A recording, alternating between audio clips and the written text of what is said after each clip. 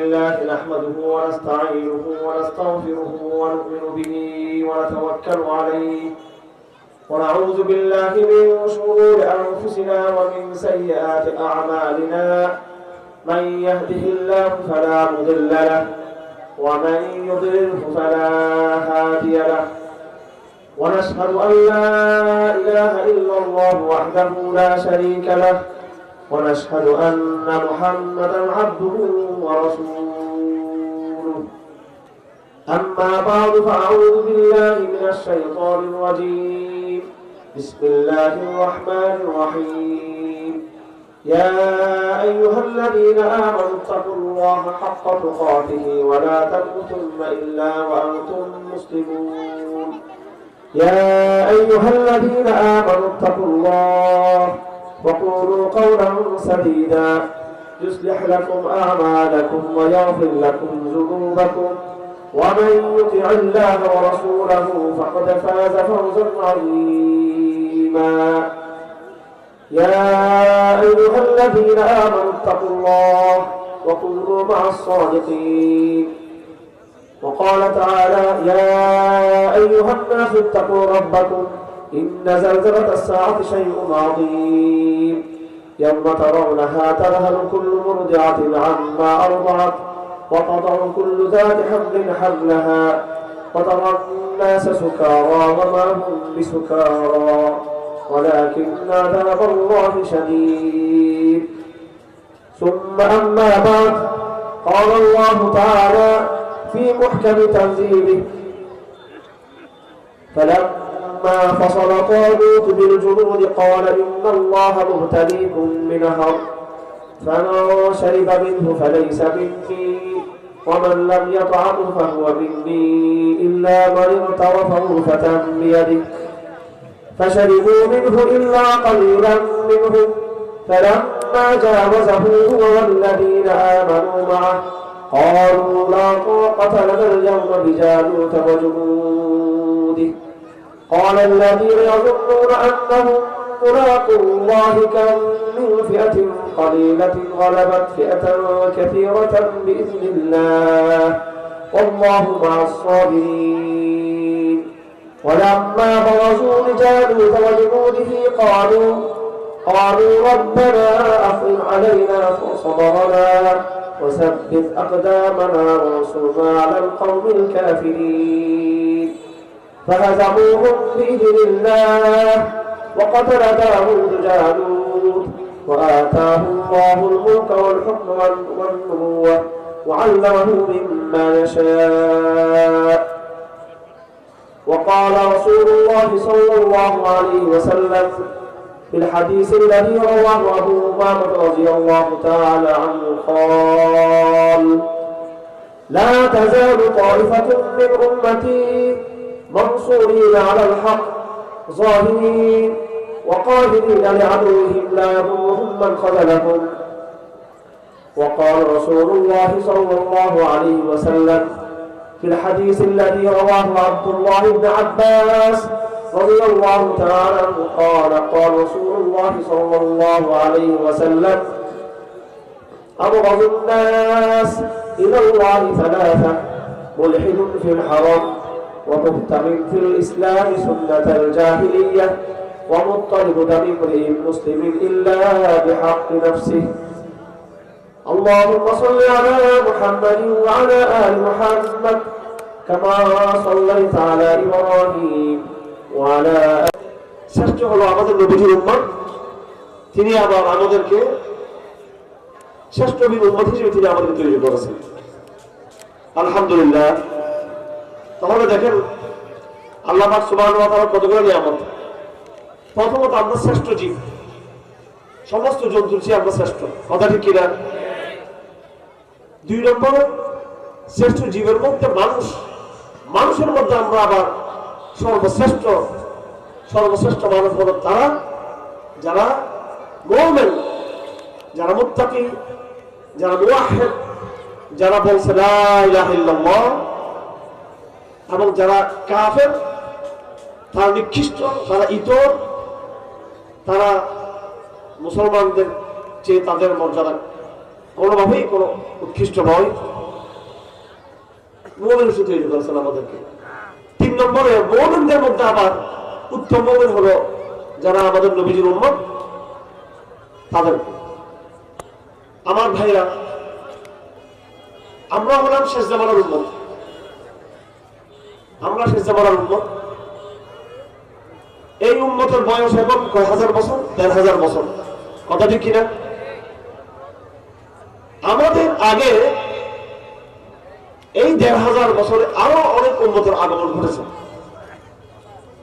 আমরা যারা শেষ জামানার উম্মত, আমাদের মধ্যে একটা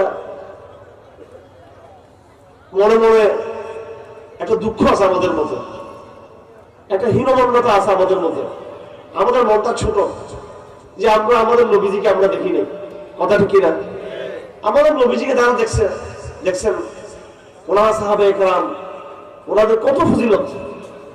সাহাবে একরামকে যারা দেখছেন ওরা তাবেঈ, তাদের অনেক ফজিলত। তারা রাসূলকে না দেখলেও রাসূলের যারা শিষ্য ছাত্র তাদেরকে তারা দেখছেন। আবার হাদিস শরীফ আছে খায়রুল কুরুন কারনি সুম্মাল্লাযীনা ইয়ালুনাহুম সুম্মাল্লাযীনা ইয়ালুনাহুম, সর্বোত্তম যুগ জামানা হলো আমার এই জামানা, সাহাবায়ে কেরামদের। সুম্মাল্লাযীনা ইয়ালুনাহুম সুম্মাল্লাযীনা ইয়ালুনাহুম, এরপরে আবার পরবর্তী যারা আসবে, এরপরে যারা আসবে সাহাবা, তাবিঈন, তবে তাবিঈন। রাসূল বলেছেন এটা হচ্ছে সর্বোৎকৃষ্ট জামানা। এটা বয়স প্রায় 200 বছরের কাছাকাছি, পুরো 200 বছর না। সাহাবা, তাবিঈন এবং তবে তাবিঈন। এইসব হাদিসের কারণে আমাদের মনে একটা দুঃখ কাজ করে যে আমরা আসলে রাসূলের উম্মত হলেও কিন্তু আমাদের তেমন ফজিলত নাই, আমাদের তেমন মর্যাদা নাই, আমাদের তেমন আল্লাহর কাছে আমাদের তেমন কোনো মহত্ব আমাদের নাই। সব ফজিলত সাহাবায়ে কেরামদের, আগে যারা ছিল তাদের। মনে দুঃখটা আছে কিনা? আমাদের মধ্যে কষ্ট আছে। আসলে অবশ্যই সাহাবায়ে কেরাম মর্যাদার মধ্যে অনেক উপরে, এবং আমরা কখনো সাহাবাদের মর্যাদা সমকক্ষ আমরা হতে পারবো না কখনো। কিন্তু তার মানে এই নয় যে আমাদের কোনো ফজিলত নাই, আমাদের কোনো মর্যাদা নাই, আমাদের কোনো মহত্ব নাই, এবং আমরা কি আমাদের দিন নবীজি থেকে অনেক দূরে থাকবো, এরকম কোনো কথা নয়। আল্লাহ পাক সুবহানাহু ওয়া তাআলা কোরআন কারীমে একটি সূরা আছে, সূরাতুল জুমআহ।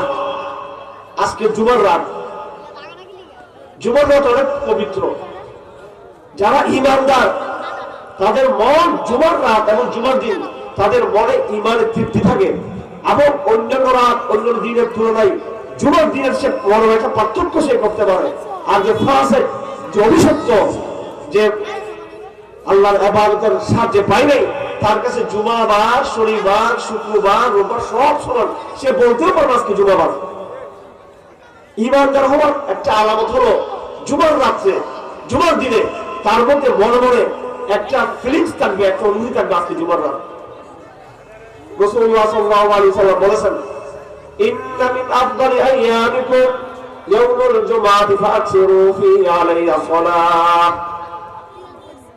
তোমাদের যত দিন আছে সব দিনের মধ্যে, সপ্তাহের 7 দিনের মধ্যে সবচেয়ে উত্তম দিন হলো জুমার দিন।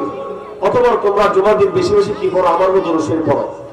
আল্লাহুম্মা সাল্লি আলা মুহাম্মাদিন ওয়া আলা আলি মুহাম্মাদ কামা সাল্লাইতা আলা ইব্রাহিম ওয়া আলা আলি ইব্রাহিম ইন্নাকা হামিদুম মাজিদ। আল্লাহুম্মা বারিক আলা মুহাম্মাদিন ওয়া আলা আলি মুহাম্মাদ কামা বারাকতা আলা ইব্রাহিম ওয়া আলা আলি ইব্রাহিম ইন্নাকা হামিদুম মাজিদ। তো জুমার নামে একটা সূরা আছে কোরআন শরীফে, সূরাতুল জুমআহ। সূরাতুল জুমআর মধ্যে আল্লাহ পাক সুবহানাহু ওয়া তাআলা আজীব একটা আয়াত আল্লাহ পাক দিয়েছেন। ওই আয়াতের মধ্যে আমার মাত্র কথা আছে, সুবহানাল্লাহ। আল্লাহ পাক বলেন, হুয়াল্লাযী বা'সা ফিল উম্মিয়িনা রাসূলাম মিনহুম ইয়াতলু আলাইহিম আয়াতিহি ওয়া ইউযাক্কিহিম ওয়া ইউআল্লিমুহুমুল কিতাবা ওয়াল হিকমাহ وإن كانوا من قبل لفي ضلال مبين وآخرين منهم لما يلحقوا بهم وهو العزيز الحكيم ذلك فضل الله يؤتيه من يشاء والله ذو الفضل العظيم আল্লাহ পাক বলেন আমি উম্মীদের মধ্যে একজন নবী পাঠিয়েছি ওয়াল্লাযী বাআসা ফিল উম্মিয়িনা রাসূলান উম্মীদের মধ্যে আমি একজন রাসূলকে পাঠিয়েছি উম্মী কারা ছিল আমাদের নবীজি সাল্লাল্লাহু আলাইহি ওয়াসাল্লাম যে সময় অবতীর্ণ কোরআন তার কাছে অবতীর্ণ হয় মক্কার যে সমস্ত জনগণ ছিল তাদেরকে বলা হয় উম্মী সম্প্রদায় আল্লাহ পাক তাদের ফজিলত বলেন যে তোমরা হলো শ্রেষ্ঠ তোমরা উত্তম তোমাদের মধ্যে আমি আমার নবীকে পাঠিয়েছি এই নবীর তিনটা কাজ কয়টা কাজ তিন কাজ ওয়াল্লাযী বাআসা ফিল উম্মিয়িনা রাসূলাম মিনহুম ইয়াতলু আলাইহিম আয়াতিহি প্রথম কাজ হলো এই নবী তোমাদের সামনে কোরআনের কারীমের আয়াত তেলাওয়াত করবে আল্লাহ পাকের আসমান জমিনের নিদর্শন আলামতগুলো বলবে তোমাদেরকে ঈমানের দাওয়াত দিবে তৌহীদের দাওয়াত দিবে ইয়াতলু আলাইহিম আয়াতিহি শুধু তোমাদেরকে দাওয়াত দিবে আল্লাহ পাকের কুদরত ঈমানের গল্প আল্লাহ পাকের নিশানি আল্লাহ পাকের আলামত এগুলো তোমাদেরকে বলবে দুই নম্বরে ওই যাকিহিম ওই নবী তোমাদের আখলাক তোমাদের চরিত্র তোমাদের আদর্শ গঠন করবে তোমাদেরকে প্রথমত এই নবী শিরক থেকে মুক্ত করবেন দুই নম্বরে এই নবী তোমাদেরকে বিভিন্ন কবিরা গুনাহ থেকে পাপাচার থেকে মুক্ত করবেন তিন নম্বর কাজ এই নবী ওই আল্লিমুল কিতাব ওয়াল হিকমা এই নবী তোমাদেরকে বিভিন্ন মাসাইল শিক্ষা দিবেন আকীদা শিক্ষা দিবেন বিভিন্ন আহকাম শিক্ষা দিবেন ঈমানের মাসাইল শিক্ষা দিবেন ইসলামের মাসাইল শিক্ষা দিবেন আমানতু বিল্লাহি ওয়া মালাইকাতিহি ওয়া কুতুবিহি ওয়া রুসুলিহি ইত্যাদি ইত্যাদি এরপরে ইসলামের বিধান নামাজ রোজা হজ যাকাত জিহাদ ইত্যাদি ইত্যাদি গুলো শিক্ষা দিবেন তো এখানে ফজিলত কাদের সাহাবায়ে কেরামদের ফজিলত নবী আসছে সাহাবাদের মধ্যে নবী আসছে শুরুর জামানায় এবং নবী নিজের হাতে তাদেরকে দ্বীনের দাওয়াত দিলেন তাদেরকে পবিত্র করলেন তাদেরকে ঈমানদার বানাইলেন আমরা যারা শেষ জামানার আছি মুসলমান আমাদের কি হবে আল্লাহ পাক সুবহানাহু ওয়া তাআলা সুবহানাল্লাহ আল্লাহু আকবার আল্লাহ পাক সাথে সাথে এই সূরার মধ্যে প্রথম আয়াত তিনি বলেছেন আগের জামানার মুসলমানদের সম্পর্কে যেই জামানার মুসলমানরা রাসূলকে সরাসরি তারা দেখছিল দুই নম্বর আয়াতে আল্লাহ পাক কি বলতেছেন ওয়া আখারিনা মিনহুম লাম্মা ইয়ালহাকু বিহিম ওয়া হুয়াল আজিজুল হাকীম আল্লাহ পাক বলেন তোমরা তো অনেক উত্তম তোমাদের জন্য আমি নবীকে পাঠিয়েছি রাসূলকে পাঠিয়েছি তোমরা সরাসরি রাসূলকে দেখতেছো তোমরা জিবরিলকে দেখতেছো তোমরা রাসূলের মাধ্যমে তোমরা আল্লাহকে দেখতেছো তোমাদের সামনে মেরাজ বর্ণনা হচ্ছে তোমাদের সামনে কোরআন আয়াত নাযিল হচ্ছে কিন্তু তোমাদের পরে যারা আসবে এই বাঙালি মুসলমান হাজার হাজার বছর পরে এদের কি হবে আল্লাহ পাক বলেন ওয়া আখারিনা মিনহুম লাম্মা ইয়ালহাকু বিহিম ওয়া হুয়াল আজিজুল হাকীম আল্লাহ পাক বলেন ওয়া আখারিনা মিনহুম আরেক দল আছে যারা রাসূলের জমানায় জন্ম হয় নাই রাসূল তাদেরকে দেখে নাই তারা রাসূলকে দেখে নাই লাম্মা ইয়ালহাকু বিহিম কিন্তু সাহাবাদের যে ফজিলত সাহাবাদের সাথে তাদের সে ফজিলত হবে সাহাবে কেরামদেরকে আল্লাহ পাক সুবহানাহু ওয়া তাআলা যে সমস্ত কিছু মাফ করে দিয়েছেন ক্ষমা করে দিয়েছেন তাদেরকে নির্বাচিত করেছেন রাসূলের সঙ্গী হিসেবে রাসূলের সাথী হিসেবে রাসূলের বন্ধু হিসেবে রাসূলের দ্বীন প্রতিষ্ঠার কাফেলা হিসেবে শেষ জামানায় এমন কিছু লোক আসবে আল্লাহ পাক তাদেরকেও সাহাবাদের সমতুল্য মর্যাদা দিবেন তাদেরকে ওয়া হুয়াল আজিজুল হাকীম আল্লাহ পাক বড় পরাক্রমশালী তিনি জ্ঞানী এরপর আল্লাহ পাক বলেন যালিকা ফাদলুল্লাহি ইউতিহি মান ইয়াশা ওয়াল্লাহু যুল ফাদলিল আযীম আল্লাহ পাক বলেন এটা হলো বড় অনুগ্রহ আল্লাহ যাকে ইচ্ছা তাকে সে অনুগ্রহ দান করেন এই আয়াত যখন নাযিল হয় এই আয়াত যখন রাসূলুল্লাহ সাল্লাল্লাহু আলাইহি ওয়াসাল্লাম সাহাবা কেরামদের সামনে উপস্থাপন করেন তখন রাসূলুল্লাহ সাল্লাল্লাহু আলাইহি ওয়াসাল্লামের পাশে একজন সাহাবী বসা ছিল ওই সাহাবীর নাম হচ্ছে সালমান আল ফারসি রাদিয়াল্লাহু তাআলা রাসূলের জমানায় মানব জাতি দুই ভাগে ভাগ ছিল, আরব এবং অনারব। আরব আরব জনগণ ছিল যারা মক্কার, যারা মদিনার, ওরা ছিল আরব। আর যারা ইরানে যারা ছিল, রোমে যারা ছিল, পারস্য অঞ্চলে যারা ছিল, তারা ছিল অনারব।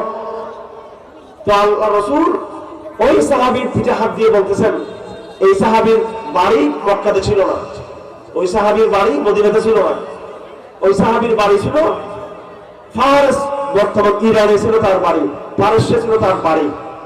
তো রাসূল সাল্লাল্লাহু আলাইহি সাল্লাম তার পিঠে হাত দিয়ে বলতেছেন, আল্লাহ পাক যে আখিরি জামানার যে সমস্ত লোকদের কথা বলতেছেন, আরেক ধরনের লোক, এরা হচ্ছে ওই সমস্ত লোক যারা এই সালমানের বংশধর থেকে আসবে শেষ জামানার লোক। আমার ভাইরা, আমি এটাই বলতে চাচ্ছি, আল্লাহ পাক সুবহানাহু ওয়া তাআলা এই জামানার মানুষদেরকে অনেক বড় ফজিলত আল্লাহ পাক দিয়েছেন, অনেক বড় মর্যাদা দিয়েছেন। এটা খুব কোরআন শরীফে আছে। আমার আজকে হাদিসে রাসূলুল্লাহ সাল্লাল্লাহু আলাইহি ওয়াসাল্লাম ইরশাদ করেন, এমন এক জামানা আসবে, এমন একটা জামানা আসবে আখিরি জামানা। আমরা কোন জামানার মানুষ? আখিরি জামানার মানুষ কিনা আমরা? কথা বুঝতেছেন? হ্যাঁ, আখিরি জামানার মানুষ।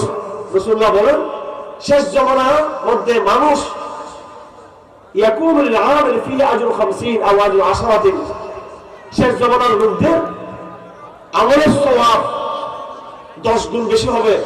অন্য হাদিসে 50 জনের সমান আমলের সওয়াব হবে এক একজনের। সাহাবায়ে কেরাম বললেন, ইয়া রাসূলুল্লাহ, আমাদের মতো 10 জন 50 জন নাকি তাদের মতো 50 জন? রাসূলুল্লাহ সাল্লাল্লাহু আলাইহি সাল্লাম বলেন, তোমাদের মতো 50 জন, তোমাদের মতো 10 জন। যেই 10 জন এবং 50 জনের মধ্যে ওমরের মতো সাহাবী, আবু বকরের মতো সাহাবী আছে। সুবহানাল্লাহ। এই জন্য আমি যেটা বলতে চাচ্ছিলাম, আখিরি জামানার উম্মত হিসেবে আমাদের কি আছে? ফজিলত আছে। কথা বুঝে আসছে আপনাদের? আখিরি জামানার উম্মত হিসেবে আমাদের অনেক ফজিলত। একদিন রাসূলুল্লাহ সাল্লাল্লাহু আলাইহি ওয়াসাল্লাম বসে আছেন, সাহাবায়ে কেরামদের তিনি বয়ান করতেছেন। সাহাবাদের মধ্যে যারা মদিনা শহরে থাকতো তারা শিক্ষিত ছিল, তারা জ্ঞানী ছিল। আর যারা বিভিন্ন মরুভূমিতে থাকতেন ওদেরকে বলা হয় যাযাবর, আরাবি বলা হয় এদেরকে, যাযাবর। এগুলো বাংলাদেশে নাই। বাংলাদেশে পুরোটাই নগর, পুরোটাই বন্দর, পুরোটাই আবাদী এলাকা, যাযাবর নাই। হ্যাঁ, আমরা শহরের লোকরা গ্রামের লোকদেরকে একটু মনে করি এরা হয়তো একটু সাধারণ মানুষ, কিন্তু গ্রামেও কিন্তু রাস্তা আছে, গাড়ি আছে, বাড়ি আছে, চেয়ারম্যান আছে, মেম্বার আছে, মাঠ আছে, ঈদগাহ আছে, সব কিছু আছে, বিদ্যুৎ আছে, গ্যাস আছে। কথা ঠিক কিনা? কিন্তু এখন আপনি সৌদি আরবে গেলে দেখবেন বিরাট বিরাট মরুভূমি, ওই দ্রুত মরুভূমিতে কিছু মানুষ থাকে, এরা হাতের মধ্যে লম্বা লম্বা ছুরি রাখে, মোটা মোটা তারা জামা পরে। এদেরকে দেখলে ভয় পাবেন, এরা যাযাবর, এরা পড়ালেখা করে না, সারাদিন তারা উট চড়ায়, উঠে দুধ খাবে, খেজুর খাবে। এদের কোনো স্থায়ী কোনো বসবাস নাই। সাহাবাদের জমানায় সাহাবারা ছিল শিক্ষিত, শিক্ষিত মানুষ কথা কম বলে, কথা বলতে জানে, যখন তখন কথা বলে না। সাহাবায়ে কেরাম সবসময় অপেক্ষা রাখতেন যাযাবররা মরুভূমিতে আসুক, এসে রাসূলকে আবুল তাবুল প্রশ্ন করুক। আবুল তাবুল মত প্রশ্ন করলে সাহাবায়ে কেরাম সেখান থেকে শিখতে পাবেন। কথা বুঝে আসছে? হ্যাঁ, আপনি স্কুলের ছাত্র, আপনি টিচারকে ভয় পাচ্ছেন, যে টিচারকে আপনি লজ্জা জিজ্ঞেস করতে পারতেছেন না কিছু। গ্রামের রিক্সাওয়ালা এসে টিচারকে বা মসজিদের ইমাম সাহেবকে ঝটফট করে কি করতে লাগলো? জিজ্ঞেস করতে লাগলো। তখন ওই অশিক্ষিত মানুষ যখন ইমাম সাহেবকে যা প্রশ্ন করতে লাগলো, তো আপনি যেহেতু শিক্ষিত, আপনি লজ্জায় প্রশ্ন করেন নাই। যাদের লজ্জা বেশি তারা কি করতে পারে না? প্রশ্ন করতে পারে না, যাদের লজ্জা বেশি। সাহাবাদের লজ্জা ছিল, প্রশ্ন করতে পারতো না। আর বেদুইন, যাযাবর, এদের লাজ লজ্জা নাই। এরা রাসূল সাল্লাল্লাহু আলাইহি সাল্লামকে যা প্রশ্ন করত। একদিন এরকম একজন বেদুইন, একজন যাযাবর রাসূলের দরবারে আসলেন। এসে ঠাস ঠাস প্রশ্ন করতে শুরু করলো। প্রশ্ন করতেছি, ইয়া রাসূলুল্লাহ, মাতাস সাআতু, কিয়ামত কবে? কোনো বিসমিল্লাহ নাই, সালাম কালাম নাই, ধাম করে প্রশ্ন করলো, ও রাসূল কিয়ামত কবে? ও মুহাম্মদ, ওরা মুহাম্মদ ডাকতো ডাইরেক্ট নাম ধরে সাল্লাল্লাহু আলাইহি সাল্লাম, কিয়ামত কবে?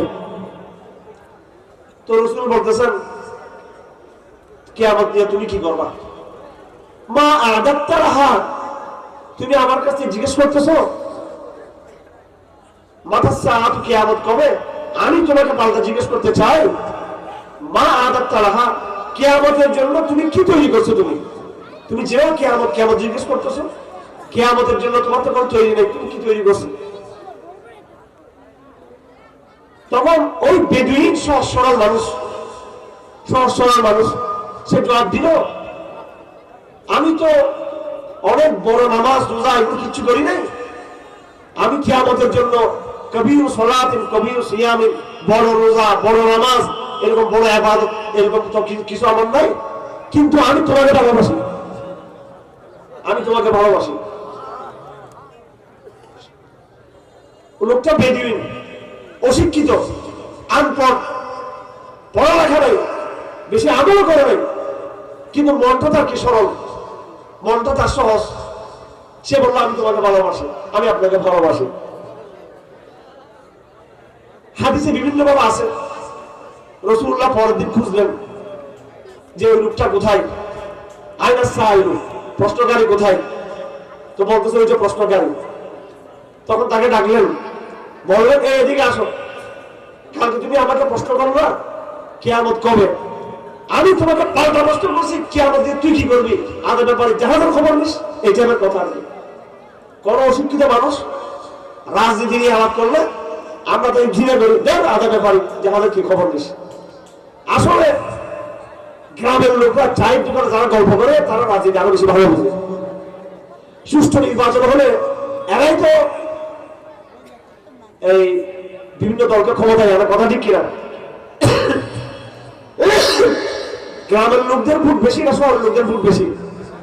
হ্যাঁ, গ্রামে এই কৃষক, এই রিক্সা ড্রাইভার, এই সাধারণ গ্রামের মায়েরা বোনেরা, ওরা কিন্তু ভালো বুঝে রাষ্ট্র সম্পর্কে, দেশ সম্পর্কে, সমাজ সম্পর্কে, কথা ঠিক কিনা?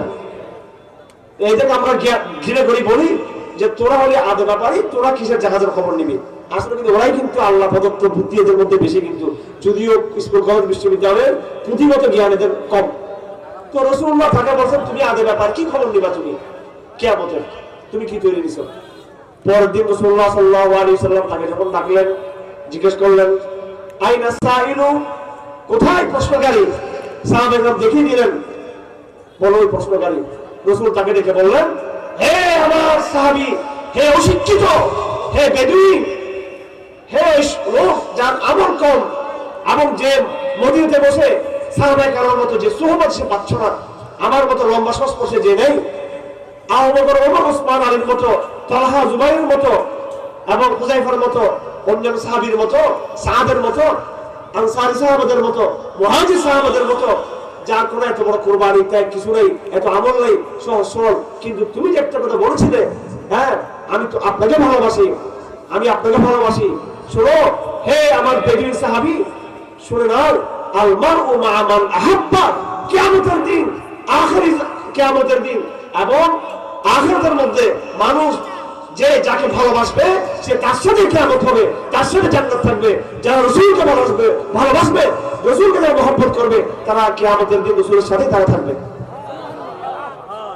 এই কথা প্রমাণ করে, যদি এই আখিরি জামানার মানুষেরা যতই সমস্যা থাকুক, সত্যিকার যদি রাসূলের মহব্বত থাকে, রাসূলের ভালোবাসা থাকে, আমরা সাহাবী না হয়েও, আমরা মুহাজির না হয়েও, আনসারী না হয়েও, 1000 বছর আগে তাবিঈন, তবে তাবিঈন না হয়েও, শুধু একমাত্র রাসূলের ভালোবাসার কারণে আমরা আশা করতে পারি যে আমরা কিয়ামতের দিন রাসূলের সাথে আমরা থাকবো ইনশাআল্লাহ। কিন্তু এই জন্য আমাদের কি করতে হবে? ভালোবাসা দুই রকম, কিছু হচ্ছে স্বার্থের ভালোবাসা, আর কিছু হচ্ছে আনুগত্যের ভালোবাসা। আল্লাহ সুবহানাহু ওয়া তাআলা কোরআনে কারীমে বলেন, কুল ইন কুনতুম তুহিব্বুনাল্লাহ ফাত্তাবিউনি ইউহিব্বুকুমুল্লাহ ওয়া ইয়াগফির লাকুম যুনুবাকুম। তোমরা যদি আল্লাহকে ভালোবাসো, সত্যিকার যদি ভালোবাসা থাকে, ভালোবাসার দাবি হলো, এক নম্বর দাবি হলো যে যাকে ভালোবাসবে সে তার মতো হয়ে যাবে। কথা ঠিক কিনা? এটাই ভালোবাসার বাস্তব প্রমাণ। সুতরাং ভালোবাসতে হলে অনুসরণ করতে হবে। তাহলে আমরা কি পেলাম? জান্নাতে যেতে হলে রাসূলকে ভালোবাসতে হবে, জান্নাতে রাসূলের সাথে থাকতে হলে রাসূলকে ভালোবাসতে হবে, কিয়ামতের দিন রাসূলের সংস্পর্শ পেতে হলে রাসূলকে ভালোবাসতে হবে। কথা ঠিক না ঠিক?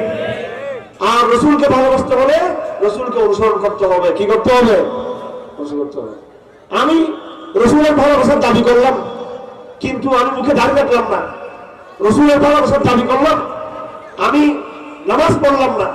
রাসূলের ভালোবাসার দাবি করলাম, যাকাত দিলাম না। তাহলে এই যে আমি যে মুসলমান, এই মুসলমানিত্ব হচ্ছে মুনাফিক মার্কা মুসলমান। এটা আসল ভালোবাসা না, এটা ভণ্ডামি, এটা হচ্ছে প্রতারণা, এটা ধোঁকাবাজি, এটা হচ্ছে আর্টিফিশিয়াল মহব্বত, এটা বাস্তব মহব্বত না। এই মহব্বত আপনাকে জাহান্নামে নিয়ে যাবে। এই মহব্বত আপনাকে কখনো রাসূলুল্লাহর সাথে বেহেশতে আপনাকে নিয়ে যাবে না কখনো। কথা ঠিক কিনা? সুতরাং আমাদেরকে সিদ্ধান্ত নিতে হবে আমরা কিরকম মুসলমান হবো। আমার ভাইয়েরা, আমি এটাই বলতে চাচ্ছি, আখেরি জমানার মুসলমানদের, এই জমানার মুসলমানদের মনে যে দুঃখ আছে যে আমরা রাসূলকে দেখি নাই, আমরা রাসূলের সংস্পর্শ পাই নাই, রাসূলের সাথে আমরা যুদ্ধ করতে পারি নাই, রাসূলের সাথে আমরা উমরা করতে পারি নাই, রাসূলের সাথে আমরা হজ করতে পারি নাই, রাসূলের সাথে আমরা কোরআন তেলাওয়াত করতে পারি নাই, রাসূলুল্লাহ ইমামতি করেছেন, পিছনে আমরা নামাজ পড়তে পারি নাই। মনে দুঃখ আছে না নাই? আছে না নাই? হ্যাঁ আছে। কিন্তু এই দুঃখ রাসূল সাল্লাল্লাহু আলাইহি সাল্লাম আমাদেরকে এই আরাবী বেদুইন, এই আরাবী হাদিসের মাধ্যমে সেই দুঃখকে সমাধান করে দিয়েছেন। সমস্যা নাই, আমাদেরকে না দেখলেও সমস্যা নাই, আমাকে যারা ভালোবাসবে সে আমার সাথে কিয়ামতে আমাদের সাথে থাকবে। সুবহানাল্লাহ। রাসূলুল্লাহ সাল্লাল্লাহু আলাইহি সাল্লাম আরো ইরশাদ ফরমান, আনা ফারাতুকুম আলাল হাউস। আমি তো দুনিয়াতে 1.5 লাখ 2 লাখ সাহাবী দেখছি, বেশি লোক আমি দেখি নাই। রাসূলুর উম্মত কোটি কোটি। কথা ঠিক কিনা? সবাইকে তো রাসূলুল্লাহ দেখেন নাই। সবাইকে রাসূলুল্লাহ দেখছেন? সবাইকে দেখেন নাই। রাসূলুল্লাহ দেখছেন 1 লাখ 1.5 লাখের মতো সাহাবী। রাসূলের জামানায় 1.5 লাখ 1.5 লাখ এরকম সাহাবী ছিল। 3 লাখ 4 লাখ লোক ছিল না সেই জামানায়, ছিল কিন্তু তারা সবাই সাহাবী ছিল না। সব সাহাবীদেরকে রাসূল তো দেখে নাই, সব মুসলমানদের রাসূল তো দেখে নাই। কিন্তু কিয়ামত পর্যন্ত শত কোটি মুসলমান জন্ম হয়েছে। রাসূলুল্লাহ বলেন, ওই কিয়ামতের ময়দানে ভয়ঙ্কর অবস্থা, আমি তোমাদেরকে পানি পান করার জন্য এরকম পেয়ালা নিয়ে আমি দাঁড়িয়ে থাকবো আমি কিয়ামতের দিন। আনা ফারাতুকুম আলাল হাউস। আমি কিয়ামতের দিন আমাকে অনেকগুলো কি দেওয়া হবে? কূপ দেওয়া হবে, হাউস দেওয়া হবে, পানির ট্যাঙ্কি দেওয়া হবে। তার মধ্যে বড় পানির ট্যাঙ্কির নাম হচ্ছে আল কাউসার। আউযু বিল্লাহি মিনাশ শাইতানির রাজিম। বিসমিল্লাহির রহমানির রহিম। ইন্না আতাইনাকাল কাউসার ফাসাল্লি লিরাব্বিকা ওয়ানহার ইন্না শানিআকা হুয়াল আবতার। এরকম পানি কাউসার, পানির হাউস আল্লাহ পাক আর কোন নবীকে আল্লাহ পাক দিবেন না। এটা মক্কা থেকে ইয়ামান পর্যন্ত যত লম্বা, 1000 মাইল লম্বা হবে এই হাউজে কাউসারের এই কাউসার। আরো ছোট ছোট কাউসার থাকবে, হাজার লক্ষ সেখানে কি থাকবে? পানির পেয়ালা থাকবে। রাসূলুল্লাহ বলেন, ফামান ওয়ারাদাহু ফাকাদ শারিবা মিনহু। যারাই আমার কুয়ার পাড়ে আসবে প্রত্যেককে আমি পানি পান করাবো। ওয়ামান ইয়াশরাব মিনহু ফালাম ইয়াজমা আবাদা। কিয়ামত হবে 1000 মাস ব্যাপী, কিয়ামতের একদিন 1000 বছরের সমান হবে। কিয়ামতের দিন বড় কঠিন হবে, মাথার উপর সূর্য থাকবে, আল্লাহ পাকের জ্বালাইয়াত থাকবে, জান্নাত জাহান্নামের সামনে ফয়সালা হবে এবং কাফেররা বড় কষ্ট থাকবে, ফাসিক মুসলমানরা বড় আপদের মধ্যে থাকবে, বড় মুসিবতে থাকবে। সবার মধ্যে যেটা কষ্ট হবে সেটা পিপাসা।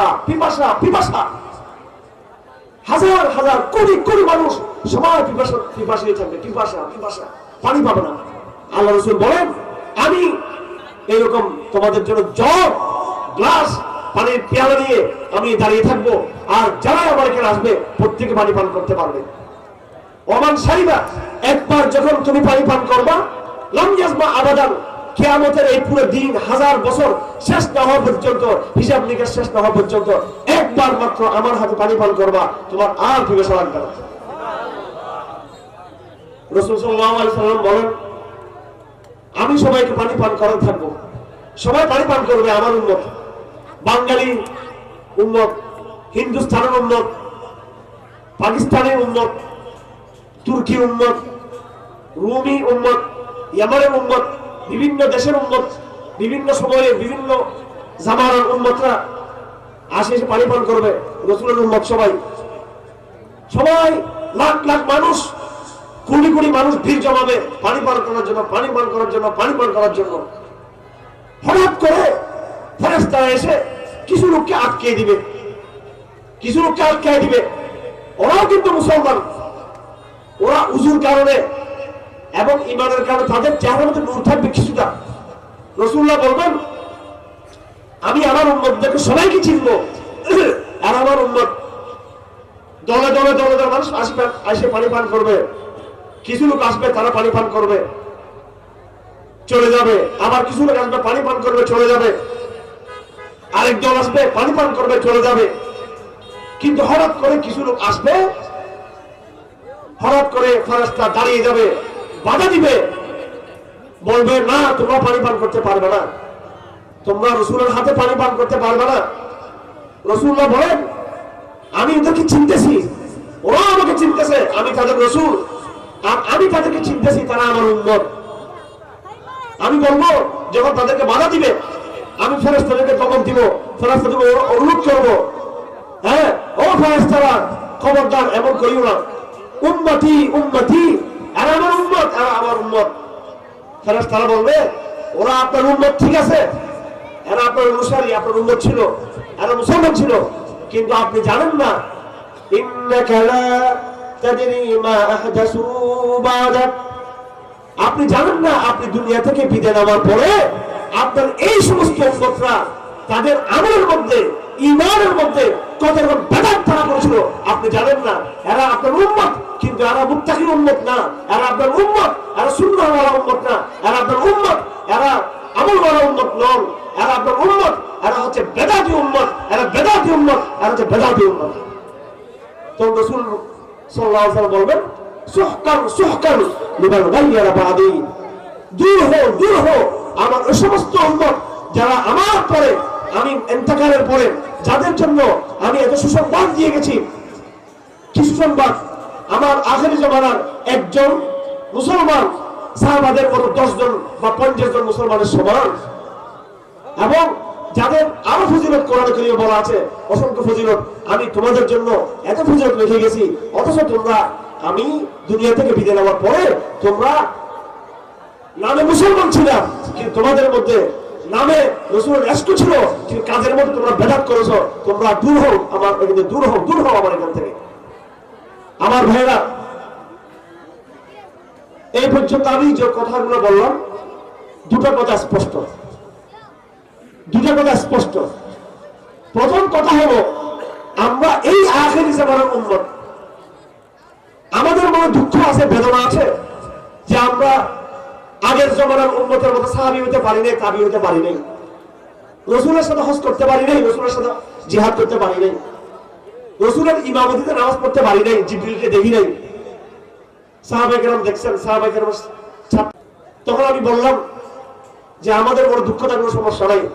আল্লাহ পাক সুবহানাহু ওয়া তাআলা, আমরা যদি আখিরি জামানার উম্মত, কিন্তু আমাদের ফজিলত, আমাদের মর্যাদা আগেকার উম্মতের সমান, আমাদের মর্যাদা সাহাবাদের সমান। বড় কোন ক্ষেত্রে বলা হয়েছে সাহাবাদের চেয়েও বেশি আমাদের মর্যাদা বেশি, যেহেতু আখিরি জামানায় ফিতনা বেশি, যেহেতু রাসূল এই জামানায় নাই, সেজন্য আমাদের কষ্টের কারণে, সবরের কারণে, ত্যাগের কারণে, স্যাক্রিফাইসের কারণে আমাদের কষ্ট বেশি, আমাদের মর্যাদাও বেশি। এটা প্রথম কথা, চিন্তার কারণ নেই। এবং ওই আগামী রাসূলকে বলেছেন, আমি কিয়ামত জানতে চাই। রাসূল বলেছেন, কিয়ামত নিয়ে কি করবা, কি প্রস্তুতি নিয়েছো? সে বলল, আমার কোনো প্রস্তুতি নেই, আমি তোমাকে ভালোবাসি, শুধু এক ভালোবাসার কারণে ব্যস্ত চলে যাওয়া যাবে। তো শুধু ভালোবাসা যদি আমাদের অন্তরে থাকে এবং সেই মতো আমরা যদি চলি, আমরাও কিয়ামতের দিন সাহাবায়ে কেরাম যেভাবে রাসূলের সাথে বেহেশতে ঢুকবেন, আমরাও কিয়ামতের দিন সাহাবায়ে কেরামের মতো একসাথে রাসূলের সাথে আমরা বেহেশতে ঢুকবো। আমরা এটা প্রথম কথা। হাদিস শরীফে আছে, আমি মুহাম্মদুর রাসূলুল্লাহ সাল্লাল্লাহু আলাইহি ওয়াসাল্লাম জান্নাতে প্রথম আমি প্রবেশ করব। আমার সাথে কারা থাকবে? আমার সাথে কারা থাকবে? রাসূল বললেন, ওয়া মাই ফুকারাউল মুহাজিরিন, এক নম্বরে থাকবে ওই সাহাবাদের মধ্যে যারা মুহাজির ছিল, ফুকারা তারা থাকবে, আবার সাহাবাদের ওরা থাকবে। এরপর আর সাধারণ যারা গরিব মুসলমান, আমতুল মাসাকিন, সাধারণ মুসলমান, দুনিয়াতে এদের হাতে ক্ষমতা ছিল না, দুনিয়াতে এদের হাতে অর্থ ছিল না, দুনিয়াতে এদের হাতে অনেক বেশি শিক্ষা দীক্ষা প্রযুক্তি বিজ্ঞান এদের হাতে ছিল না, দুনিয়াতে এদের হাতে জমিদারি ছিল না, দুনিয়াতে মানুষ এদেরকে চিনত না। এরা ছিল নিরহ, এরা ছিল সাধারণ, এরা ছিল গরিব, এরা মিসকিন, কিন্তু এদের তাকওয়া ছিল, ঈমান ছিল, দাওয়াত ছিল, জিহাদ ছিল এবং বিশুদ্ধ আকীদা ছিল, কিন্তু মানুষ এদেরকে চিনত না, এদেরকে পাত্তা দিত না। ওই সমস্ত গরিব মিসকিন অসহায় ছেলেরা মেয়েরা প্রথম আমার সাথে জান্নাতে প্রবেশ করবে। তারা যে যত গরিব, যে যত অসহায়, দুনিয়াতে যে যত ক্ষমতা থেকে দূরে ছিল, দুনিয়াতে যে যত বেশি টাকা পয়সা থেকে দূরে ছিল, দুনিয়াতে যে যত বেশি জমিদারি দুনিয়াবি প্রভাব থেকে এবং খ্যাতি পরিচয় সেলিব্রিটিজম থেকে যে যত বেশি দূরে ছিল, সে তত বেশি কিয়ামতের দিন আমার সাথে থাকবে। আবার তারাই আগে জান্নাতে ঢুকবে। ধনীরা, প্রভাবশালীরা, এলিটরা, বড় বড় ক্ষমতার অধিকারীরা, বড় ব্যবসায়ীরা, বড় বড় শিক্ষিতরা সবাই পিছনে থাকবে, এরাই আগে ঢুকবে। এবং মুসলমান, এই হাদিসগুলো কি সত্য নাকি মিথ্যা? সুতরাং যারা প্যান্ডেলে বসে আছে, আমরা বেশিরভাগ এখানে সাধারণ মানুষ, কথা ঠিক না বেশি? যদি তোমরা যদি রাসূলকে ভালোবাসো, ভালোবাসার মতো ভালোবাসো, এমন ভালোবাসা যে ভালোবাসার মাধ্যমে যদি তুমি রাসূলকে অনুসরণ করো, আনুগত্য করো, তাহলে তোমার মর্যাদা বর্তমান জমানার যত ধনী লোকরা আছে, যত ক্ষমতাবানরা আছে, যত বড় লোকরা আছে, যত উচ্চ শিক্ষিতরা আছে, তাদের সবার চেয়ে তোমার মর্যাদা কাল কিয়ামতের দিন। কারণ তুমি রাসূলুল্লাহর সাথে একসঙ্গে তুমি বেহেশতে প্রবেশ করবে। সুতরাং আমরা নিজেদেরকে ছোট মনে না করি। আমরা কি মনে না করি? ছোট মনে না করি। আমরা পারবো ইনশাআল্লাহ বেহেশতে যাওয়ার জন্য প্রস্তুতি নিতে। আমরা প্রত্যেকে এখন থেকে আমরা প্রতিজ্ঞা করব, আমরা রাসূলকে ভালোবাসি, এমন ভালোবাসা যে ভালোবাসা দিয়ে আমরা জান্নাতে প্রবেশ করতে চাই। আমরা এমন যাতে না হই, এটা তো এক নম্বর কথা, ভালোবাসার কথা, বেহেশতে যাওয়ার কথা, আমাদের ফজিলতের কথা। দুই নম্বর কথা আমি কি বলছি? আপনি রাসূলের উম্মত হয়ে যদি ভালোবাসার মধ্যে যদি সমস্যা থাকে, ওই হাউজে কাউসারের পারে আপনাকে রাসূলের দরবার থেকে বিতাড়িত হয়ে যেতে হবে। সুতরাং এই জমানার মুসলমান দুই রকম, কেউ রাসূলের দরবার ফিরতে পারবে সাহাবাদের সাথে, আর কেউ রাসূলের দরবার থেকে কি হয়ে যাবে? বিতাড়িত হয়ে যাবে। সাহাবায়ে কেরাম জিজ্ঞেস করছেন, ইয়া রাসূল সাল্লাল্লাহু আলাইহি ওয়াসাল্লাম, কিয়ামতের দিন আমরা আপনাকে কোথায় খুঁজে বেড়াবো? কিয়ামতের দিন প্রচন্ড গরম, প্রচন্ড আযাব, আল্লাহর গুসার উপর থাকবেন, হিসাব নিকেশের চাপ, বিভিন্ন ভাবে আমাদের উপর চাপ তৈরি করা হবে, হুঁশ থাকবে না। বাবা ছেলেকে, ছেলে বাবাকে, হ্যাঁ, মা মেয়েকে, মেয়ে মাকে, ভাই বোনকে, বোন ভাইকে, বন্ধু বন্ধুকে, কেউ কেউ চিনবে না, কেউ কেউ পাত্তা দিবে না, সবাই দিশাহারা হবে। আমরা আপনাকে কোথায় পাবো? সাহাবায়ে জিজ্ঞেস করছেন, রাসূল বলেন তিনটা জায়গায় পাবা। কিয়ামতের দিন তিনটা জায়গায় তোমরা খুঁজে বের করবা।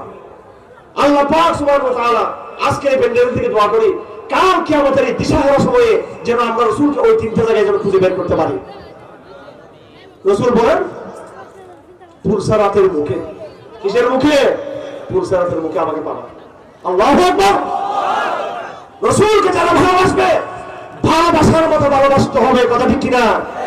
নাকি হামারুটির ভালোবাসা, মন মতো ভালোবাসা, হামাসের মতো ভালোবাসতে হবে, ফিলিস্তিনের মুজাহিদিনকে যে ভালোবাসা বাঁচতেছে রাসূলকে, কথা ঠিক কিনা? এমন এক ভালোবাসা, যেই ভালোবাসার কারণে তারা নিজের জান মাল সবকে তারা ত্যাগ করে দিয়েছে, কথা ঠিক কিনা? এমন ভালোবাসা, জিহাদ ওয়ালা ভালোবাসা, দাওয়াত ওয়ালা ভালোবাসা, বিশুদ্ধ আকীদা ওয়ালা ভালোবাসা, সুন্নাহ ওয়ালা ভালোবাসা, এমন ভালোবাসা যে বেদাত থাকবে, ওই ভালোবাসা কবুল হবে? তো রাসূল বলেন আমাকে তোমরা হোক এতে পাবা, পুরসারাতের মুখে পাবা। আল্লাহু আকবার। তার মানে কি, যদি ওখানে যদি পারমিশন ঠিকঠাক হয়ে যায় তাহলে ইনশাআল্লাহ কিল্লা পথে পুরসারাত পার হয়ে যেতে পারবে। পুলসারাত কেউ চোখের পলকে পার হবে, কেউ হেঁটে হেঁটে পার হবে, কেউ দৌড়ে দৌড়ে পার হবে, কেউ অনেক লম্বা সময় লাগবে। সবাই বলে ইয়া রাব্বি সাল্লিম সাল্লিম সাল্লিম সাল্লিম সাল্লিম সাল্লিম, ভয় এরকম করবে। হে আল্লাহ নিরাপত্তা চাই, হে আল্লাহ আমাকে নিরাপদ রাখো, হে আল্লাহ নিরাপদ রাখো। যে কোনো সেকেন্ডের মধ্যে ঠাস করে জাহান্নামে পড়ে যেতে পারে। এই জন্য পুলসারাতে ওঠার আগেই রাসূলের সাথে কি হবে? সাক্ষাৎ হবে। সবাই হবে না, যারা বেঈমান মুসলমান, যারা মুনাফিক মুসলমান, বিশ্বাসঘাতক মুসলমান, ওরা কি সাক্ষাৎ পাবে রাসূলের? এই জন্য সিদ্ধান্ত নিতে হবে, পুলসারাত পার হতে চাই নাকি দুনিয়া চাই আমরা? যদি দুনিয়া চান, ইসলাম পুরো ভালো লাগে না, একটু একটু ইসলাম ভালো লাগে আর একটু একটু জাহেলিয়ত ভালো লাগে, তাহলে তো পুলসারাত আটকে খেয়ে যাবেন। 2 নম্বর আল আমস, সমস্ত আমল কালাম যেখানে একবার দপ্তর দপ্তর যেখানে কি করা হবে, রাখা হবে আমল, ওই জায়গায় পাবা তোমরা।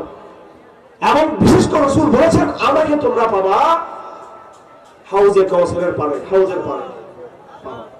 আল্লাহ পাক সুবহানাহু ওয়া তাআলা আমাদেরকে এই তিন জায়গার মধ্যে কিয়ামতের ভয়ঙ্কর দিনে রাসূলের সাথে আমাদের কি করে দেন? সাক্ষাৎ করে দেন। এটা কি এত সহজ? হ্যাঁ, একদিকে কোরআন আপনাকে রাসূলের দিকে রাখতেছে, একদিকে হাদিস আপনাকে রাসূলের দিকে রাখতেছে, একদিকে সাহাবায়ে কেরামের জীবনী আপনাকে রাসূলের দিকে রাখতেছে,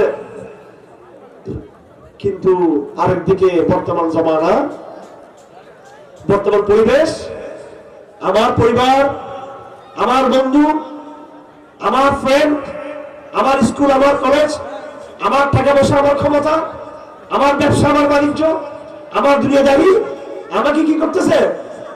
রাসূল থেকে দূরে টানতেছে। কথা ঠিক কিনা? এখন আমরা দু টানার মধ্যে আছি কিনা ভাই? আছে রে ভাই? যে কোনো দামি জিনিস পেতে কষ্ট করতে হয় না কিনা? টাকা কামাতে কষ্ট করতে হয় কিনা? বিয়ে করতে কষ্ট করতে হয় কিনা?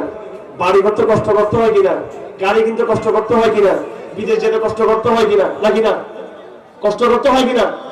হ্যাঁ, তা আপনি কি জান্নাতে কি এমনি চলে যাবেন? জান্নাতে এমনি চলে যাবেন আপনি কষ্ট ছাড়া? কি কষ্ট সেটা?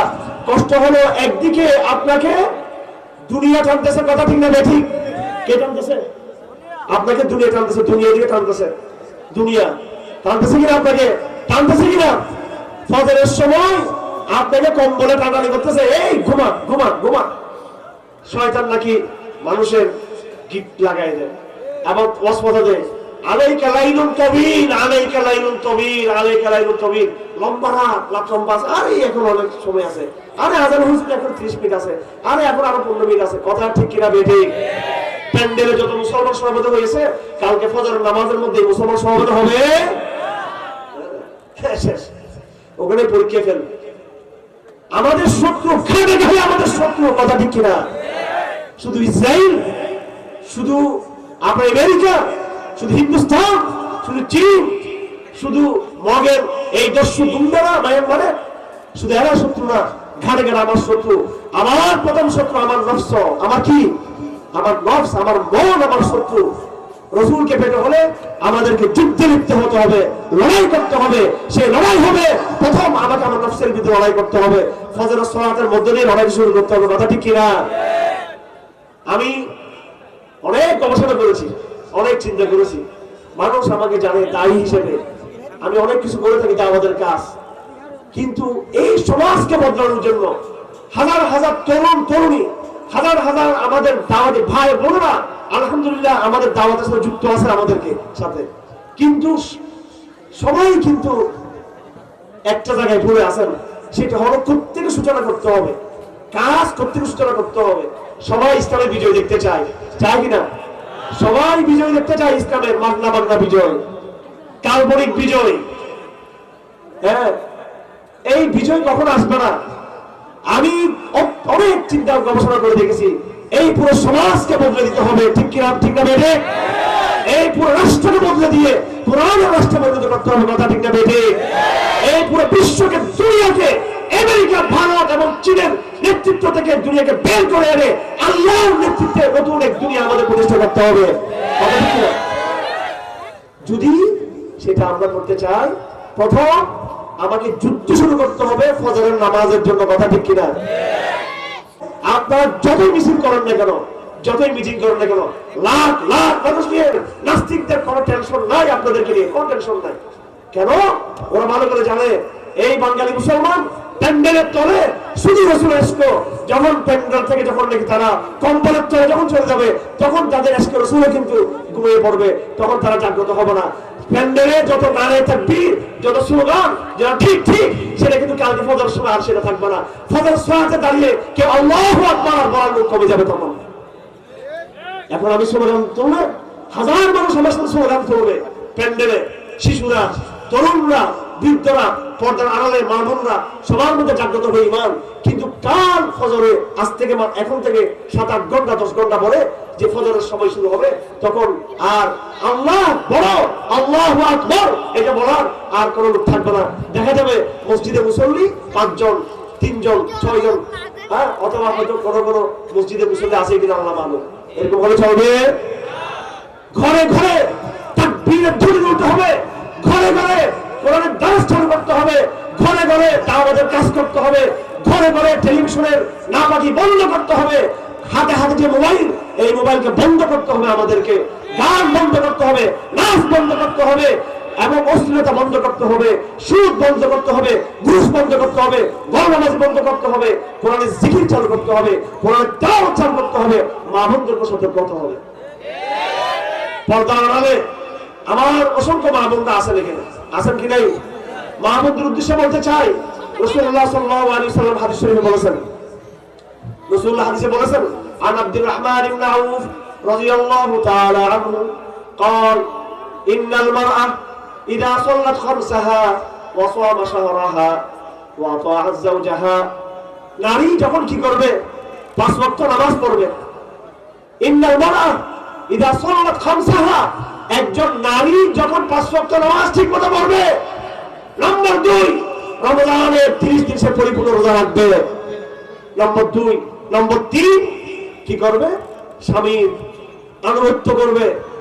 এরপর ওয়াহসানাত ফারজাহা, নারী তার লজ্জাস্থানকে হেফাজত করবে, তার চেহারাকে হেফাজত করবে, তার শরীরকে হেফাজত করবে। কোন বেগানা পুরুষের সামনে যদি না হয়, এই 4টা কাজ ভালোভাবে যদি কোনো নারী করে, তাদখুলুল জান্নাহ বিআইয়ি বাবিন শাআত, সেই জান্নাতের যে কোনো দরজা দিয়ে সে ব্যস্ত ঢুকে যেতে পারবে। হাদিস শরীফ আছে, আদ-দুনিয়া কুল্লুহা মাতা', দুনিয়া পুরোটাই হচ্ছে সামান, আল্লাহ পাকের নিয়ামত, পুরো দুনিয়া হ্যাঁ নাজ নিয়ামত। ওয়া খায়রু মাতা'আদ দুনিয়া আল মারআতুস সালিহা, দুনিয়াতে যত নিয়ামত আছে, যত সম্পদ আছে, যত সাজ ও সামান, দামি দামি জিনিস আছে, সব দামি জিনিসের মধ্যে সবচেয়ে দামি জিনিস হলো আল মারআতুস সালিহা, নেককার সৎকার মেয়ে। হযরত আয়েশা রাদিয়াল্লাহু তাআলা বলেন, নিয়ামাতুন নিসা, নিসাউল আনসার, উৎকৃষ্ট মেয়ে হচ্ছে আনসারীদের মেয়ে। লাম ইয়ামনাহুল হায়া আন ইয়াতাফাক্কাহনা ফিদ-দ্বীন, লজ্জা শরম তাদেরকে কি করে নাই? দ্বীন শিক্ষা থেকে তাদেরকে বাধা দেয় নাই। আমার বোনেরা, আপনাদেরকে বর্তমানে হতে হবে সাহাবে কেরামের বোনদের মতো, সাহাবে কেরামের মেয়েদের মতো, সাহাবে কেরাম মায়েদের মতো। কথা ঠিক না বেঠি? আমাদের নবীজি রাতভর কিয়ামুল করেছেন, আমাদের মায়েরাও সাহাবাদের জামানায় বোনেরাও কিয়ামুল করেছেন। আমাদের নবীজি কোরআন তেলাওয়াত করেছেন, সাহাবী মেয়েরাও কোরআন তেলাওয়াত করেছেন। আমাদের নবীজি হজ করেছেন, সাহাবী মহিলারাও হজ করেছেন। এবং আমাদের নবী জিহাদ করেছেন বছর পর বছর। কথা ঠিক কিনা? অসংখ্যবার জিহাদ। রাসূল জিহাদের ময়দানে গিয়েছেন, মহিলারাও সাথে সাথে রাসূলের সাথে ছিল। ছিল কি ছিল না? আর বর্তমান মেয়েদের অবস্থা কি? মা ঠিক, ছেলে ঠিক। ছেলের উপরে মা বাবার প্রভাব বেশি। কার প্রভাব বেশি? মা বাবার প্রভাব বেশি। বাবা যতই ফজরের নামাজে উঠে মসজিদে যাক না কেন, মা যদি কম্বলে শুয়ে থাকে, ওই কুপ্রভাব, খারাপ প্রভাব ছেলের মধ্যে মেয়ের মধ্যে বেশি পড়বে। আমি হামরেজার, আমি যতই ভালো হই বা না হই, সেটা আমার মেয়ে আফিফা খান সিদ্দিকী আছে, আমার ছোট্ট মেয়ে, ওর মধ্যে প্রভাব পড়বে না। সে কিন্তু তার মাকে কিন্তু ফলো করবে। মা বিস্তারিত করতেছে কিনা, মা মিসওয়াক করতেছে কিনা, মা তেলাওয়াত করতেছে কিনা, মা আল্লাহ তাকবীর ঘোষণা করতেছে কিনা, মা তাসবিহ পড়তেছে কিনা, মা মুজাহিদ হয়েছে কিনা। মা আমলদার হবে, ছেলে আমলদার হবে। মা নামাজি হবে, ছেলে নামাজি হবে। মা রোজাদার হবে, ছেলে মেয়ে রোজাদার হবে। মা মুজাহিদ হবে, ছেলে মেয়েও মুজাহিদ হবে।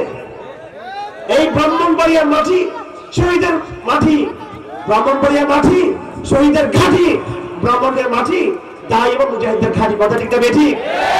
বহু শহীদ রক্ত দিয়েছে, অনেক মায়েরা তাদের সন্তানকে হারিয়েছে।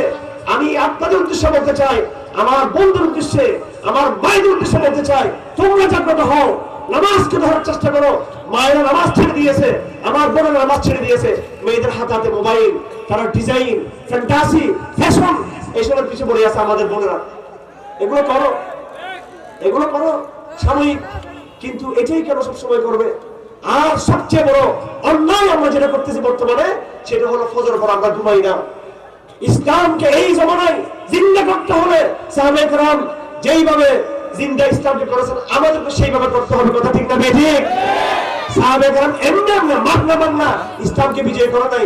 সাহাবায়ে কেরাম রাতের শেষ ভাগে যাচ্ছেন, রাতের শুরু ভাগে সাহাবায়ে কেরাম ঘুমিয়ে পড়তেন। কথা ঠিক না বেঠিক?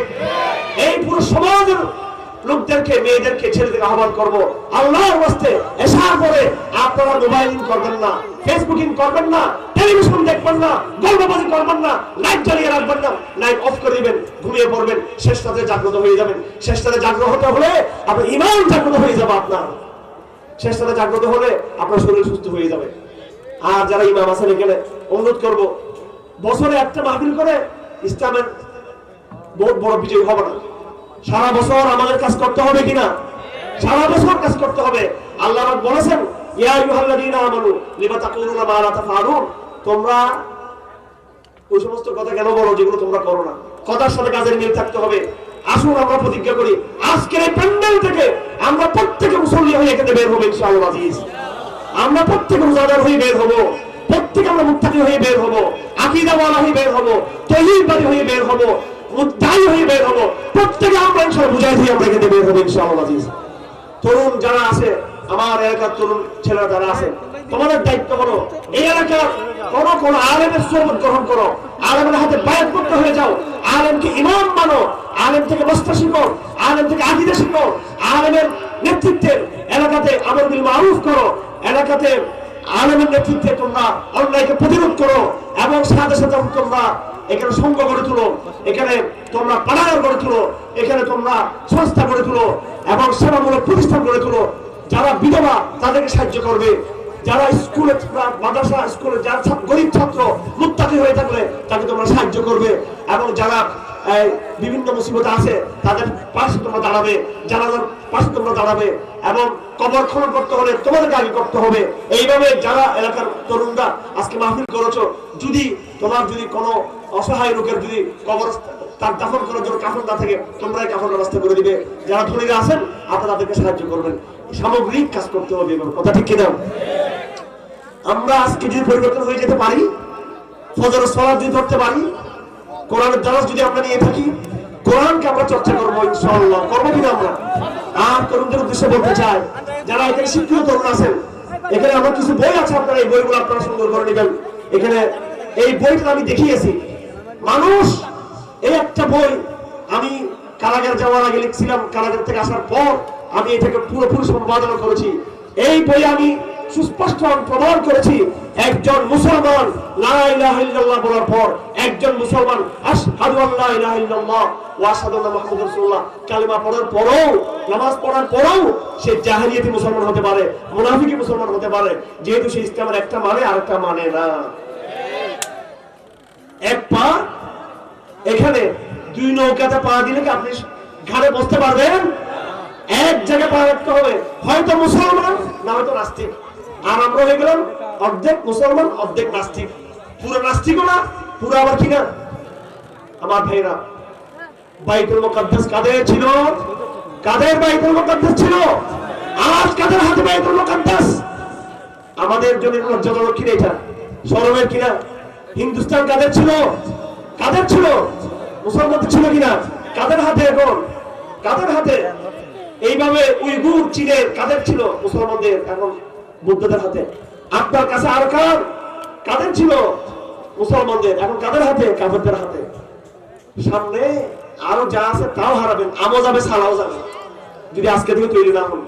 আমার ভাইরা, শোন একটু অলৌকিক কিছু কাহিনী বলুক, দরবেশ পীর বুজুর্গদের কাহিনী বলুক।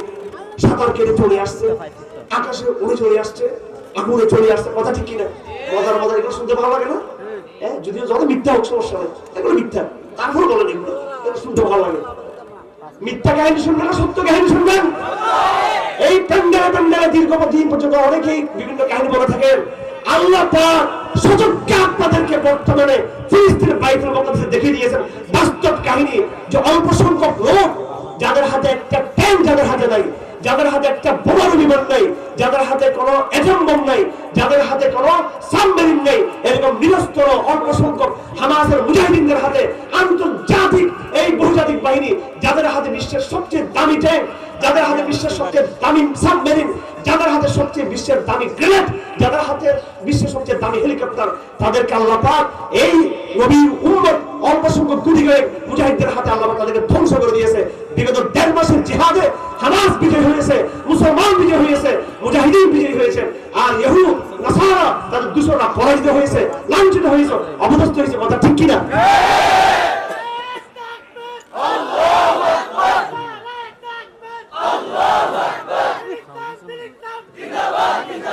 শুনেন, আর কি দেখতে চান? আল্লাহ সত্যবাদী নাকি মিথ্যাবাদী? আল্লাহ আল্লাহর মতো সত্যবাদী মিথ্যা? এ বাঙালি মুসলমান, আজ আল্লাহ পাক এই আখিরি জামানায় ফিলিস্তিনের মাটিতে ইসলামকে এইভাবে বিজয়ী করে দিল। এখন হামাস দাঁড়িয়ে আছে, চতুর্দিকে বোম্বিং, তারপরে দেখবেন 2 দিন পর 3 দিন পর সেই আবু ওবায়দা দাঁড়িয়ে সে ভাষণ দিচ্ছে, আল্লাহু আকবার। পৃথিবীর দিকে দিকে সোমালিয়াতে খবর কি জানেন? আফ্রিকার কি খবর? আফ্রিকাতে গত কয়েক মাস আগে এই ফ্রান্স তার সকল সৈন্যবাহিনী নিয়ে তলবিতলবা পুড়িয়ে পালিয়ে চলে গেছে। ফ্রান্স আফ্রিকা থেকে ইসলামের পতাকা, লাইলাইনের পতাকা পথ সেখানে উঠতেছে। এই জমানায় আল্লাহ পাক ইসলামকে ফিলিস্তিনে বিজয়ী করেছে, ইসলামকে আফগানিস্তানে বিজয় করেছে, ইসলামকে এই জমানায় আল্লাহ পাক আফ্রিকাতে বিজয় করেছে। সুতরাং আল্লাহর মতো সত্য কিনা? আল্লাহর মতো সত্য, সে বিশ্বাস রাখতে হবে। এখন আমাদের কাজ হলো যে আমাদেরকে পরিপূর্ণ মুসলমান হয়ে যাওয়া। আল্লাহ কাদেরকে বিজয় দিয়েছেন? যারা ফজর নামাজ ছেড়ে দেয় তাদেরকে নাকি? অবাক হয়ে যাবেন। আমি জানি ফিলিস্তিন সম্পর্কে, ফিলিস্তিনের গাজার প্রত্যেক নরনারী মুসলমান, প্রত্যেক নরনারী মুসল্লি, নামাজি, অবাক হয়ে যাবেন। ফিলিস্তিনের মসজিদে ফজরের সালাতের ভিডিও দেখলে বিশ্বাস করবেন না। ফিলিস্তিনের গাজার প্রত্যেকটা মসজিদের ফজর নামাজ দেখলে মনে হবে এটা জুমার নামাজ। যেখানে ফজর নামাজ জুমার নামাজের মতো হবে, তারা বিজয়ী হবে। কারা বিজয়ী হবে? আপনার ওইভাবে খোরাসান, আফগানিস্তানও দেখেন, ওখানে বেনামাজি বলতে কেউ নেই, সবাই নামাজি। আফ্রিকাতে সবাই নামাজি। এই বাঙালি মুসলমান, নামাজ ধরতে হবে, সালাত ধরতে হবে, কথা ঠিক কিনা? বেনামাজি মুসলমানকে আল্লাহ বিজয়ী করবে না, কোরআনবিহীন মুসলমানকে আল্লাহ বিজয়ী করবে না। করবে? আসুন আমরা দাঁড়িয়ে যাই আজকে থেকে, হিম্মত করি আমরা আজকে থেকে। আল্লাহ পাক সুবহানাহু ওয়া তাআলা আমাদেরকে তৌফিক দান করুন।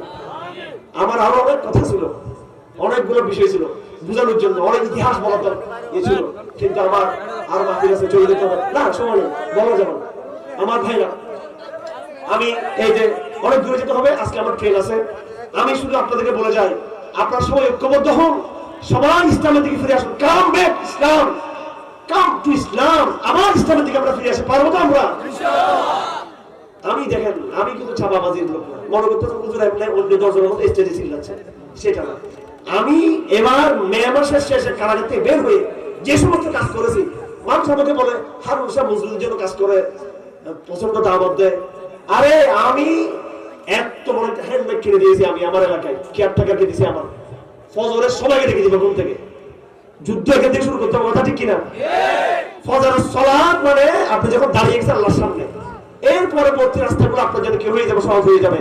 হাদিসের রাসূল বলেছেন, যেই ব্যক্তি ফজরের সালাত জামাতে পড়বে, তোমরা যদি তাকে ক্ষতি করতে চাও তাহলে আল্লাহর সামনে দাঁড়ায় যাও। তোমরা কেউ যদি, হাদিসে এভাবে বলা আছে, কেউ যদি নিজের ক্ষতি করতে চায়, কোন ব্যক্তি যদি নিজের ক্ষতি করতে চায়, নিজের ধ্বংস করতে চায়, তাহলে সেই জন্য ফজরের নামাজের মুসল্লির সাথে সাথে বিয়াদবি করে। সুবহানাল্লাহ। আমার ভাইরা, কোরআনকে ধারণ করতে হবে, কোরআনকে ধারণ করতে হবে, তেলাওয়াত করতে হবে। মোবাইলে নায়িকাদের ছবি দেখেন, টিকটক দেখেন, রাজনৈতিক সংবাদ দেখেন। আরে ভাই, মোবাইলের মধ্যে কোরআন শরীফ নাই, দোয়া নাই, জিহাদ নাই, দাওয়াত নাই, আকীদার বই পুস্তক ডাউনলোড করে দেখতে পারেন না? এগুলো বলেন, আজকে থেকে মোবাইল যাদের হাতে থাকবে মোবাইল কমিয়ে দেবো আমরা ইনশাআল্লাহ, ঠিক আছে? এবং মোবাইলকে আমরা বদলে দিব। আমাদের মোবাইল থাকবে, মোবাইলে আজকে থেকে নায়ক নায়িকা থাকবে না, আল্লাহ থাকবে, আল্লাহ রাসূল থাকবে আমাদের মোবাইলে ইনশাআল্লাহ। আমাদের মোবাইলে কিস্তা কাহিনী অন্য অপসংস্কৃতি থাকবে না, আমাদের মোবাইলে দাওয়াত থাকবে, আকীদা থাকবে ইনশাআল্লাহ, ঠিক কি না? আল্লাহ পাক সুবহানাহু ওয়া তাআলা সবাইকে তৌফিক দান করুন, আমাদের এই জমার জন্য কবুল করুন। আগামী দিনে যেন ইমাম মাহদীর শরীক হতে পারি, সেই তৌফিক আল্লাহ আমাদেরকে দান করুন। আমরা যেন শাহাদাতের মর্যাদা আমরা পেতে পারি। আমরা এই এলাকায় হিম্মত করলে আমাদের দেখা দেখে পরবর্তী অন্য এলাকায় হিম্মত করবে। পুরো দেশকে চাইলে আমরা কয়েকজন পাল্টে ফেলতে পারি, কথা ঠিক কিনা? আল্লাহ সুবহানাহু ওয়া তাআলা আমাদের হাতে প্রথমত আমাদের নফসকে পরাজিত করুন, এরপর আমাদের হাতে আমাদের কুফফার শক্তিকে আল্লাহ পরাজিত করুন।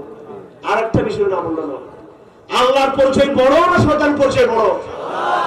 আল্লাহ আমাদেরকে সৃষ্টি করেছেন কি হিসেবে? মানুষ হিসেবে কিনা? এরপরে আমরা কেউ নারী কেউ পুরুষ। বর্তমানে ঢাকাতে একটা মুভমেন্ট চালাচ্ছে, নাম শুনছেন আপনারা? ট্রান্সজেন্ডার নাকি শুনছেন? লিঙ্গ পরিচয় পরিবর্তন, নারী পুরুষের পরিচয় নিবে, পুরুষ কার পরিচয় নিবে। এটা এর সম্পর্কে আপনারা কিছু জানেন? গ্রামের মানুষরা জানা আছে আপনাদের? এখন ইউনিভার্সিটি বিশ্ববিদ্যালয়ে কিছু পড়াবেন, কিছু সাংস্কৃতিক লোক এরা বলতেছে না আমরা নারী পুরুষ পরিচয় মানি না, যে কোনো নারী চাইলে যে কোনো পুরুষ দাবি করবে নিজেকে, অথবা যে কোনো পুরুষ নিজেকে নারী দাবি করতে পারে। আল্লাহ রাসূল বলেন লাআনাল্লাহুল মুতাশাব্বিহাত ওয়াল মুতাশাব্বিহিন, যে সমস্ত পুরুষ নারী হতে চায় আর যারা নারী পুরুষ হতে চায় আল্লাহ সবাইকে লানত দিয়েছে। আল্লাহ পাক এই ধরনের লিঙ্গ পরিবর্তন চলবে না। আল্লাহ যে পরিচয় দিয়েছেন সেই পরিচয় আমরা সন্তুষ্ট আছি ইনশাআল্লাহ। আল্লাহর পরিচয়কে যারা ধ্বংস করতে চায় ওদেরকে ধ্বংস করে দেওয়া হবে, ঠিক কিনা বেঠিক? আল্লাহর পরিচয় নষ্ট করা যাবে না। আল্লাহ যাকে দেওয়া রাখছে আমরা সন্তুষ্ট আছি কিনা? নারীরা নারী হিসেবে আলহামদুলিল্লাহ বলবো, পুরুষরা পুরুষ আলহামদুলিল্লাহ বলবো। কাল কিয়ামতের মাঠে রাসূলের সামনে দাঁড়াবো নারী উম্মত হিসেবে, দাঁড়াবো পুরুষ উম্মত হিসেবে। আর যারা নারী পুরুষ বা পুরুষ নারী হতে চায় তারা জাহান্নামে যাবে। ওয়া আখিরু দাওয়ানা আলহামদুলিল্লাহি রাব্বিল আলামিন ওয়া সাল্লাল্লাহু তাআলা আলা খাইরি খালকিহি মুহাম্মাদি ওয়া আলিহি ওয়া সাহবিহি আজমাইন। আসসালামু আলাইকুম ওয়া রাহমাতুল্লাহি ওয়া বারাকাতুহু।